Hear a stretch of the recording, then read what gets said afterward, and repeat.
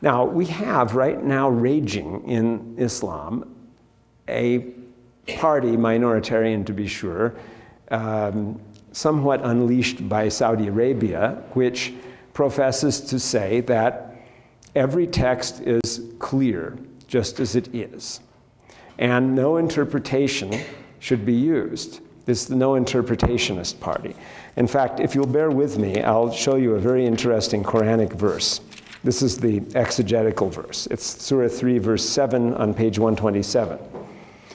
He it is who has sent down to thee the book. In it are verses basic or fundamental. Well, Yusuf Ali has translated one Arabic word with two in English. I might say, in it are verses solidly established. And you even added a third thing of established meaning. They are the foundations of the book. Literally, they are the mother of the book in the Arabic. Others are not of well-established meaning. Well, that's a cop-out, where he says there's no negative there. There's another Arabic word which is usually interpreted as ambiguous. Others are ambiguous. But those in whose hearts is perversity follow the part thereof that is ambiguous, seeking discord and searching for its hidden meanings, but no one knows its true meanings except Allah. And those who are firmly grounded in knowledge say, we believe in the book, the whole of it is from our Lord, and none will grasp the message except men of understanding. Interestingly, if you change the punctuation, you can read this, for its hidden meanings, but no one knows, but no one knows its true meanings except Allah and those who are firmly grounded in knowledge, period. They say, we believe in the book, the whole of it is from our Lord, and none will grasp the message except men of understanding. Because the Arabic verb for say is only one word that incorporates the pronoun in it. So you could have that as well. In other words, that even creates in this interpretation verse an interpretational problem. Now, here we have solidly established verses and ambiguous verses. And people whose hearts is a deviation follow the part that is not solidly established or that is ambiguous, seeking to create discord thereby and seeking to interpret it or impose their own interpretation, in other words. So then it would seem rather important to identify the solidly established from the ambiguous verses, right? So the medieval ultraliteralist Ibn Hazm, the Spaniard who lived 900 years ago, said, the only verses in the Qur'an that are ambiguous are those like appearing on the facing page 126, Alif Lam Mim, the mysterious letters that appear at the beginning of some, and all of the other verses are solidly established, meaning that they have absolutely clear meanings and so on. Because Ibn Hazm had a theory of language whereby there is a one-to-one correspondence between words and meaning, and therefore there's never any problem of interpretation. You just read the text, oh, text says that, oh, okay, that's it, let's go. That's how it is then, see.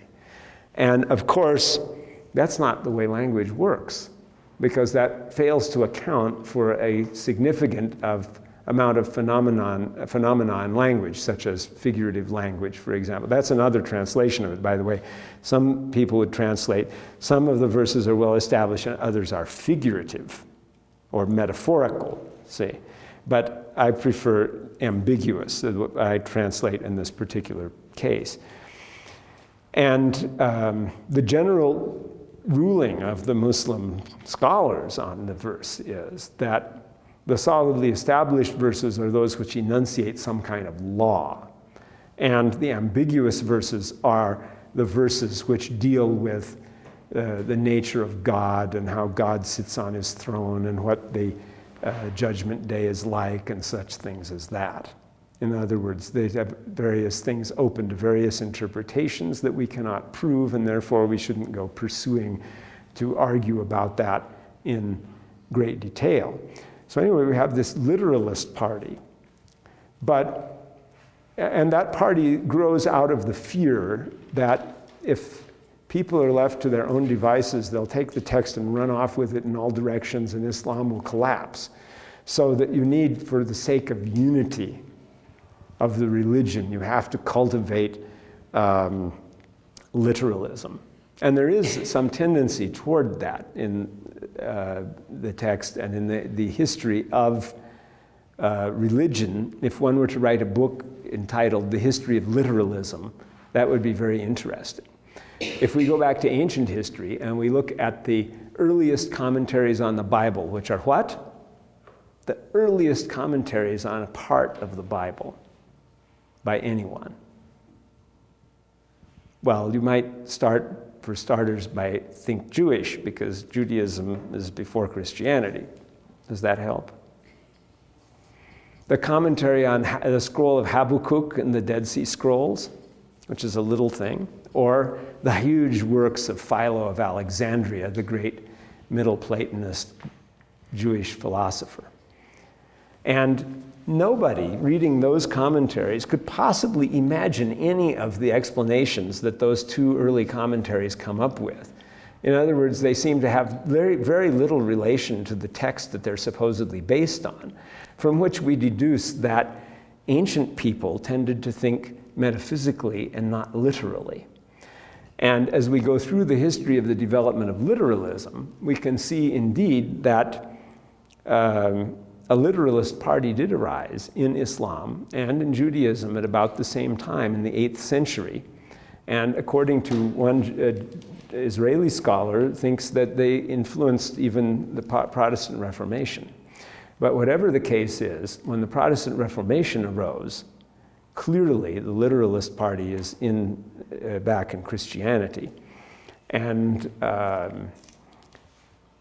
that went hand in hand with the text and with the development of science, because science is the most literalist of all types of ideologies and thinking. And so when you have this kind of literalism run wild, and that is a tendency in the modern age that we have to have that kind of literalism and bind the meaning of the text and so on to such and such and what people imagine it literally to be, then of course your question, which we started this discussion, you see that I'm not able to answer anything in few words, I apologize. The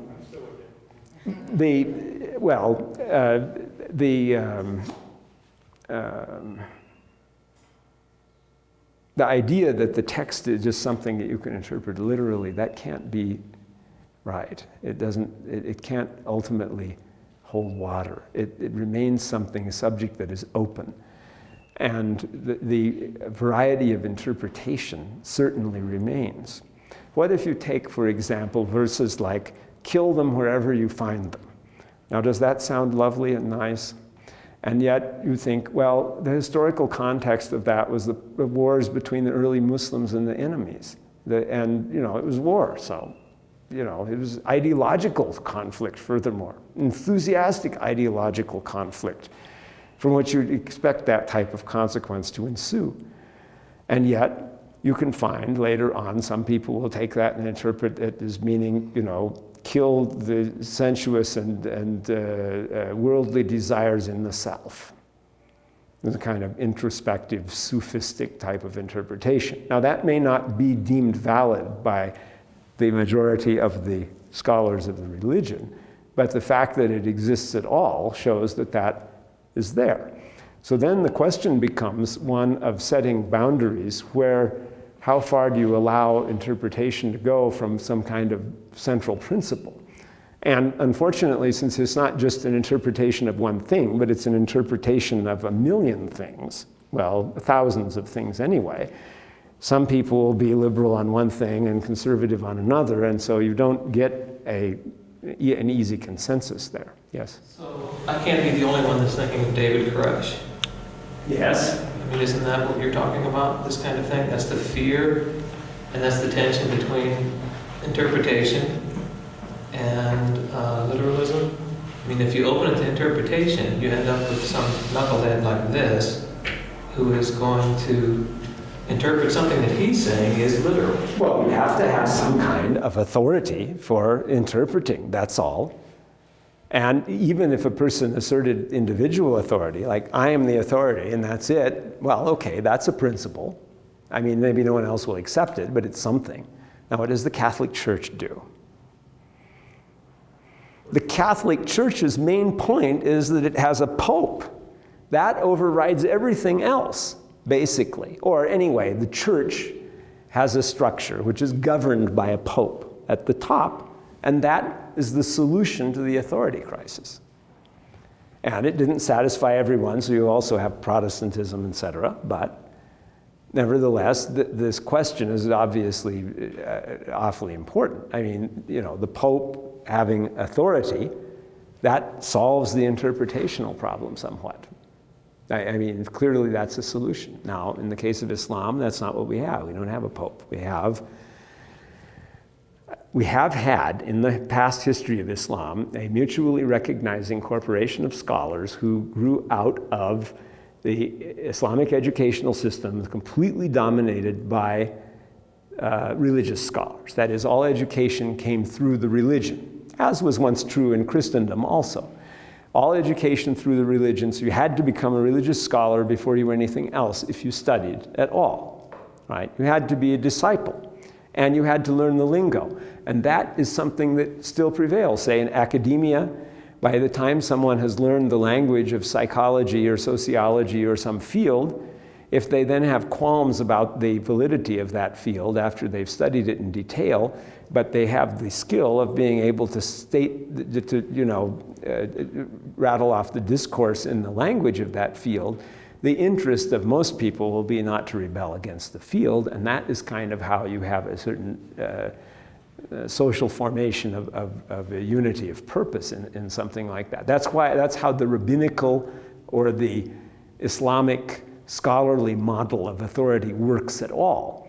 But in modern times, it has come under some attack because of modern mass literacy, mass education, the desire of everyone to interpret things for themselves, and the desire of everyone to especially, pontificate as they will about religion themselves. This is part of what's been going on in the United States, where we find there are today more Protestant denominations than ever existed previously in the history of the world, and that has arisen out of that. And in the Muslim world, maybe the press will tell you Islam is monolithic on this, but if you look underneath, no religion can be that big and not have so much variety, just as much, in fact, as Protestantism does, even if it's not elaborated in denominations. Yes? Close out. All right. Thank you all.